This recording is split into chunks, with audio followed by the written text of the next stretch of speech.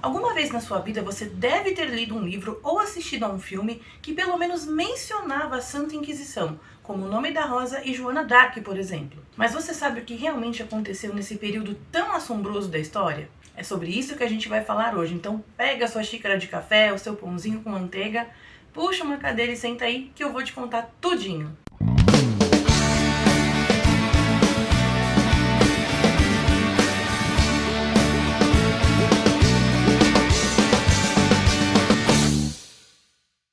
A Inquisição, também chamada de Tribunal do Santo Ofício, foi uma instituição religiosa e jurídica formada para investigar, condenar e punir as pessoas que possuem algum desvio em sua conduta cristã, como blasfêmia, heresia e bruxaria, em que frequentemente a violência, tortura e morte, ou a simples ameaça dessas coisas, foram usadas para extrair confissões dos acusados. Tudo começou após a consolidação do poder da Igreja Católica Romana na Europa. Em 1231, o Papa Gregório IX criou um órgão especial para investigar os suspeitos de heresias para que os hereges não minassem a autoridade da Igreja, atuando principalmente na Itália, França, Alemanha e Portugal. Lá vem o gato. A Inquisição medieval, no início, imputava penas até que brandas. A mais comum era a excomunhão, embora a tortura tenha sido autorizada pelo Papa para extrair confissões a partir de 1252. A intenção do Papa era combater alguns movimentos religiosos considerados heréticos que estavam se levantando, entre os quais estavam os cátaros, movimento de considerável presença no norte da Itália e no sul da França.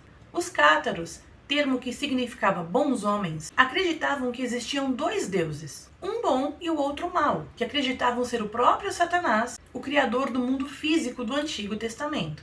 Também criam que as almas humanas eram aprisionadas dentro da criação física de Satanás e condenadas a reencarnarem até alcançarem a salvação por meio de um ritual que os cátaros chamavam de consolamento. Obviamente, a Igreja Católica não gostou nada da propagação dessa crença, pois esses ensinos eram completamente contrários à sua fé monoteísta. Outro movimento condenado pela Igreja foram os valdenses ou valdencianos, que também se espalhou pela França e pela Itália e perdura até os dias atuais em outras partes do mundo. Acredita-se que os valdenses pregavam contra o apego aos bens materiais e que a pobreza era o caminho para a perfeição, o que também entrava em conflito com os ensinamentos católicos da época. Foram perseguidos também os fraticellis, grupo de frades franciscanos que eram extremos proponentes das ideias de São Francisco de Assis, principalmente no que diz respeito à pobreza. Eles consideravam a riqueza da igreja escandalosa, repudiavam a sua autoridade e acabaram excomungados. Os hussitas, seguidores de Jean Hus, cujas ideias influenciaram bastante a reforma protestante, embora ele mesmo tenha sido morto na fogueira. Também as beguinas, grupo de mulheres reclusas que se dedicavam aos cuidados de doentes e pobres, mas não estavam vinculadas às regras de clausura e nem a votos públicos. E finalmente os conversos, judeus que foram forçados pelo rei de Portugal a se converterem ao cristianismo e eram frequentemente pegos praticando o judaísmo secretamente. Esse grupo foi o alvo principal da Inquisição moderna. Eu espero que vocês não reparem no barulho porque tem uma serralheria funcionando bem na frente do prédio, mas tranquilo, vamos seguir a história. É importante mencionar que a Inquisição teve duas versões principais. A medieval, que teve início no século XII, e a feroz Inquisição moderna, concentrada em Portugal e Espanha, que durou do século XV até o século XIX. Mas outras inquisições se formaram ao longo do tempo, inclusive lideradas pela própria Igreja Protestante. Então, se você pensava que só a Igreja Católica teve participação nessa barbárie, sinto em lhe dizer que não. No primeiro vídeo do Curiosidades Teológicas, eu falei sobre a perseguição dos protestantes aos anabatistas, então eu não vou entrar em detalhes aqui, mas eu recomendo que você assista esse vídeo para você entender o tamanho da brutalidade. Eu vou deixar ele como recomendação para você na tela final desse vídeo aqui. Em 1376, é escrito um Manual dos Inquisidores por Nicholas Eymerich, um religioso dominicano. Nesse livro, ele escrevia os métodos que os inquisidores deveriam usar para descobrir heresias e bruxarias. Ele condena totalmente o uso da tortura para conseguir confissão. E naquela época, a obra se tornou referência para padronizar a ação inquisitorial. Mas, infelizmente, esse padrão não foi respeitado por muito tempo. Do ponto de vista da Igreja, a perseguição era fundamental para que as heresias, que incluíam principalmente o judaísmo, o islamismo e a bruxaria, não desarticulassem o cristianismo na Europa, e as torturas eram julgadas como necessárias. Além disso, a Igreja acreditava que, se o interrogado não admitisse a natureza de seus crimes, certamente ele estaria possuído por demônios. De tempos em tempos, a Inquisição organizava o que chamavam de autos de fé. Esse evento consistia em um ato de penitência pública, no qual os acusados deveriam mostrar arrependimento e compromisso em respeitar as doutrinas cristãs publicamente. Ali era decidida e aplicada a punição ao acusado. Se o herege abandonasse a heresia da qual era culpado, isso o tornaria reconciliado com a Igreja. Mas caso não confessasse ou optasse por manter-se fiel às suas crenças, receberia uma pena grave, que consistia geralmente em prisão perpétua, morte por enforcamento ou na fogueira. Para a Igreja, o herege era um pecador, e por isso sua alma deveria ser salva a todo custo. Assim, a Inquisição visava sobretudo o arrependimento do pecador, e por isso era chamada pela Igreja de Santa Inquisição. Igualmente, a Inquisição foi utilizada como uma ferramenta de controle da monarquia dos países da Europa. Alguns soberanos aproveitavam para se livrar dos seus inimigos através dela. Por isso, ela teve um lugar especial nas nações, bem como nas suas colônias estabelecidas posteriormente nas Américas. Vale mencionar que a Inquisição teve início na França, e no século XV, o país enfrentava as consequências da Guerra dos 100 Anos contra a Inglaterra. Os camponeses frequentemente viam suas vidas ameaçadas, e entre eles estava a jovem Joana d'Arc. Sua criação religiosa, somada à sua vontade de ver a guerra terminar, a transformou em um dos grandes nomes da história francesa. Joana d'Arc alegava ouvir vozes e ter visões do Arcanjo Miguel, de Santa Catarina de Alexandria e de Santa Margarida de Antioquia. Nessas manifestações sobrenaturais, ela acreditava estar sendo orientada a tomar parte na guerra contra os ingleses para expulsá-los completamente da França e garantir a coroação de Carlos VII, o que ela corajosamente fez, e seu envolvimento quebrou um grande ciclo de derrotas francesas na guerra. Infelizmente, em 1430, ela foi capturada em batalha, acabou sendo vendida para os ingleses e permaneceu aprisionada até ser levada para julgamento, e a Santa Inquisição foi utilizada para esse fim. O julgamento estendeu-se por 4 semanas, e dezenas de acusações sobre ela se acumularam. No final, o fato de Joana usar roupas masculinas e a alegação de que ela ouvia vozes se tornaram fatores fundamentais para sua condenação. Em virtude da acusação de bruxaria, as vozes que ela ouvia foram tidas como emitidas pelo demônio, Joana d'Arc foi condenada à morte na fogueira, e sua execução aconteceu no dia 30 de maio de 1431, em praça pública. Conta-se que no dia ela recebeu o sacramento da Eucaristia, foi vestida de branco e levada ao local da execução. Ela foi queimada viva, e relatos contam que ela gritava por Jesus enquanto seu corpo sucumbia às chamas. Ela tinha apenas 19 anos de idade. Nesse período, por mais incrível que possa parecer, as torturas e execuções ainda não eram tão numerosas, até que a coisa começou a fugir do controle e o segundo período da Inquisição surgiu com toda a força na Espanha em 1478. O apoio dos monarcas aumentou e muito o poder do Santo Ofício. E a coisa foi ficando grande a partir do casamento de Isabel de Castela, que era rainha de Castela e Leão, região que ficava no noroeste da Espanha, e Fernando de Aragão, rei da região de Aragão, quando os dois maiores reinos hispânicos se unem. Esses soberanos, então, começaram a utilizar a Inquisição para perseguir seus inimigos. Muitos historiadores afirmam que, possivelmente, havia também uma motivação econômica. Muitos financistas judeus forneceram o dinheiro que Fernando usou para casar-se com Isabel, e obviamente esses débitos seriam extintos se o financiador fosse condenado pela Inquisição. Foi então que os monarcas espanhóis solicitaram uma bula papal para estabelecer uma Inquisição também na Espanha. O Papa Sisto IV concedeu a bula que permitia aos monarcas selecionar 2 ou 3 sacerdotes com mais de 40 anos de idade para agirem como inquisidores. Em 1481, a brutalidade da Inquisição na Europa levou o próprio Papa a protestar. Porém, ele recuou quando Fernando ameaçou cortar o apoio militar à Santa Sé. Assim, Fernando e Isabel obtiveram o que tanto queriam: controlar a Inquisição espanhola de modo totalmente independente da Igreja. Em 1483, Fernando e Isabel indicaram o frade dominicano Tomás de Torquemada, seu confessor e conselheiro, que acabaria por assumir o título de Inquisidor Geral, para investigar e punir os controversos. Ele foi considerado um dos mais terríveis representantes da Inquisição em todos os seus períodos. Esse clérigo promoveu uma feroz caçada a bígamos, agiotas, judeus, homossexuais, bruxas e outros considerados hereges. A sua atuação ferrenha acabou fazendo com que a sua fama corresse os 4 cantos da Espanha e chegasse aos ouvidos do próprio Vaticano. Sob o seu comando e com base em denúncias de fraca sustentação, os investigados eram presos e submetidos a interrogatório nos calabouços da Inquisição. Enquanto os açoitamentos e torturas eram deflagrados, Torquemada sussurrava suas preces. Segundo alguns documentos, os investigados tinham suas unhas arrancadas, a pele marcada com ferro em brasa e os dedos perfurados.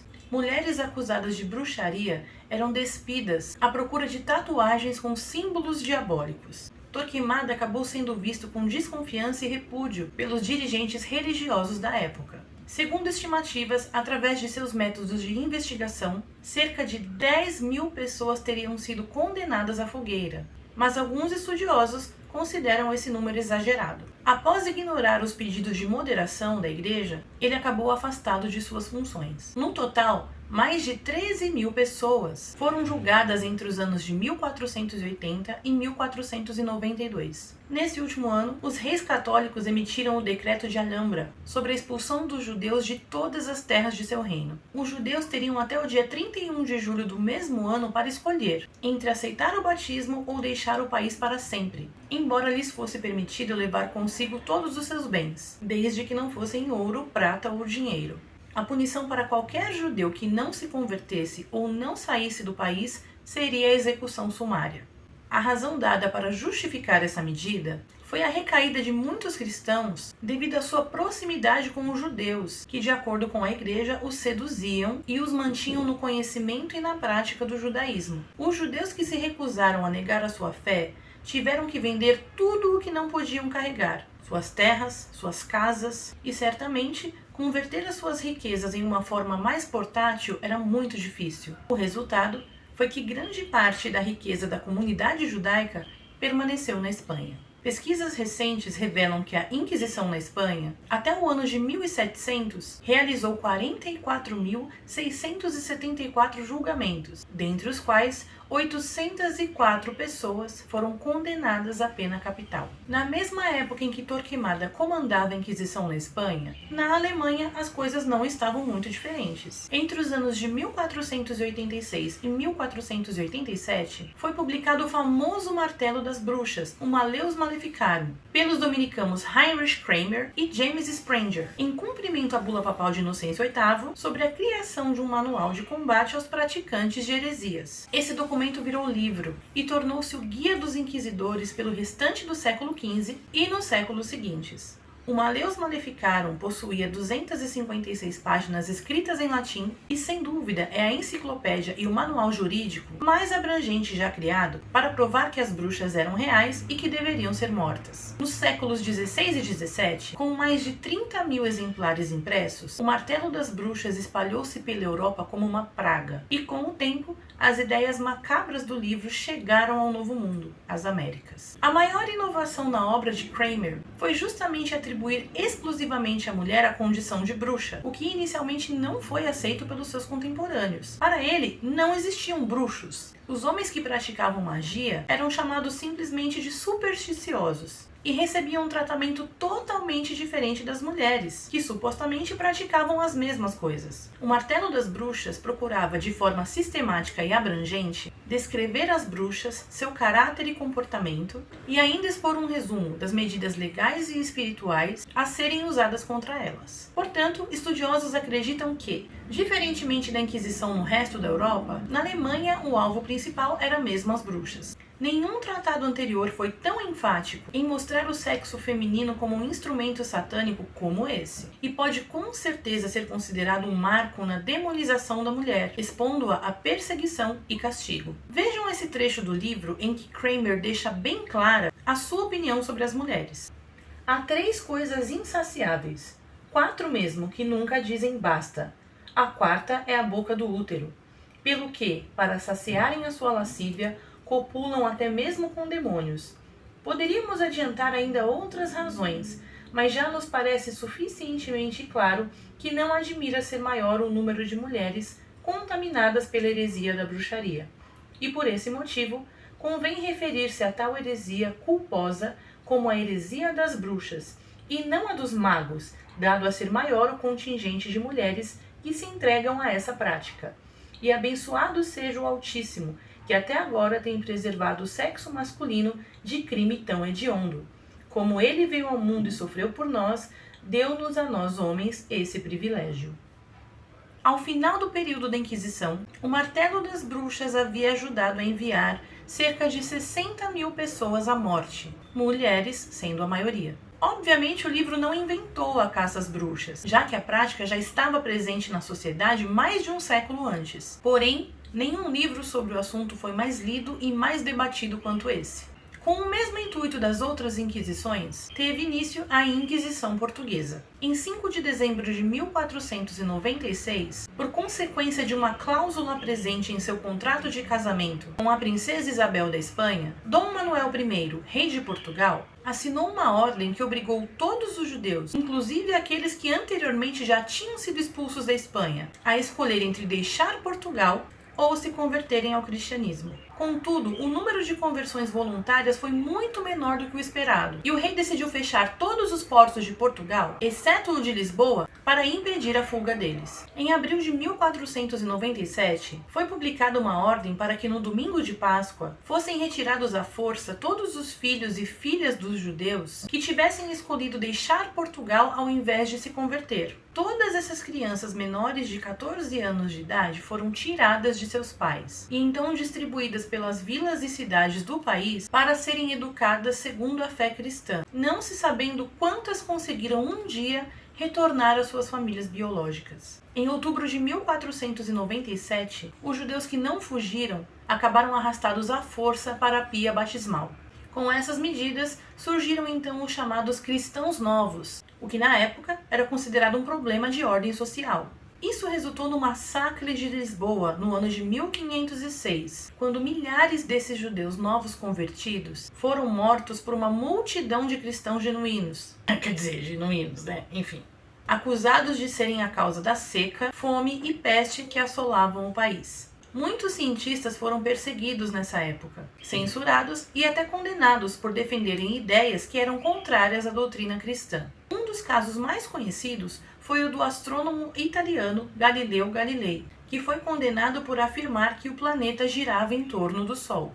Ele foi poupado da fogueira, mas recebeu a pena de prisão perpétua. Já o matemático e filósofo italiano Giordano Bruno não teve a mesma sorte. Depois de 8 anos preso por afirmar que o universo era infinito e que o Sol era o centro dele e não a Terra, ele foi condenado pelo Tribunal do Santo Ofício à fogueira. Afirma-se que, enquanto queimava, colocaram um crucifixo em sua frente, para o qual ele ainda teve forças para virar o rosto.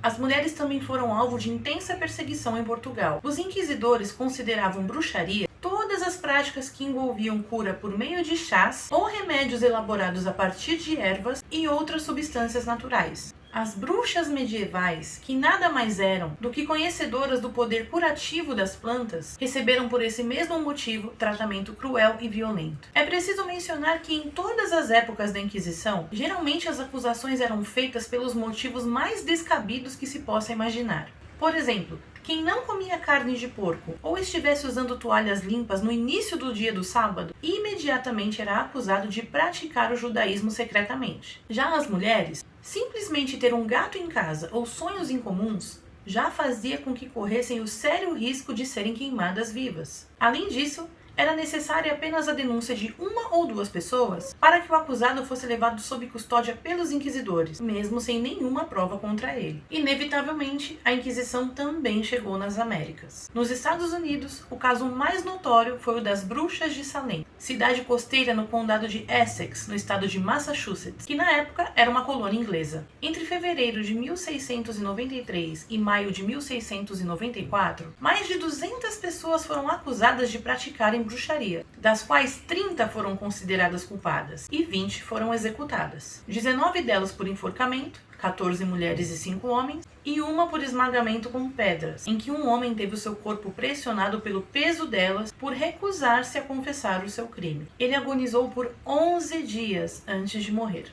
Além dessas, pelo menos 5 pessoas morreram na prisão. O episódio é um dos casos mais notáveis de histeria coletiva já ocorridos na América, já que não havia nenhuma prova concreta de práticas de bruxaria, a não ser alguns casos isolados de comportamentos estranhos em adolescentes, levando todos a pensar que se tratava de um caso de infestação demoníaca. Nessa época, os julgamentos por bruxaria já haviam diminuído bastante na Europa, mas continuaram nas colônias inglesas e portuguesas. O Brasil nunca chegou a ter oficialmente um tribunal desses instaurado, mas emissários da Inquisição aportaram por aqui entre 1591 e 1767. Calcula-se que 400 brasileiros tenham sido condenados e 21 queimados na fogueira, em Lisboa, para onde eram mandados os casos mais graves. Os inquisidores portugueses fizeram cerca de 40.000 vítimas, das quais 2.000 foram mortas na fogueira. Por aqui, os alvos principais eram judeus refugiados ou os próprios índios, que eram considerados curandeiros e, portanto, hereges aos olhos da igreja. Pouco tempo depois disso, a Inquisição foi perdendo a força lentamente em todos os lugares onde ela foi instituída, até se extinguir completamente por meio de decretos oficiais que proibiram a sua prática, mas ainda lembrada por muitos como uma mancha negra na história da Igreja. Em 15 de junho de 2004, o Papa João Paulo II se desculpou publicamente em nome da Igreja Católica em uma carta lida durante uma entrevista coletiva. Nessa entrevista, ele repetiu com pesar uma frase de um documento de 2000, no qual pela primeira vez pediu perdão, em suas próprias palavras, pelos erros cometidos a serviço da verdade por meio de uso de métodos que não têm relação com a palavra do Senhor. Eu vou ficando por aqui, pessoal, mas deixo como reflexão uma frase do famoso personagem Dean Winchester: que Deus nos proteja daqueles que pensam estar fazendo a sua obra. Se você gostou desse vídeo, dá uma curtida, se inscreve no canal se você ainda não fez isso, e deixa como comentário um emoji que seja, para que o YouTube entenda que esse tipo de conteúdo é relevante para você. Eu sou a Thaís Manocchio, em Curiosidades Teológicas.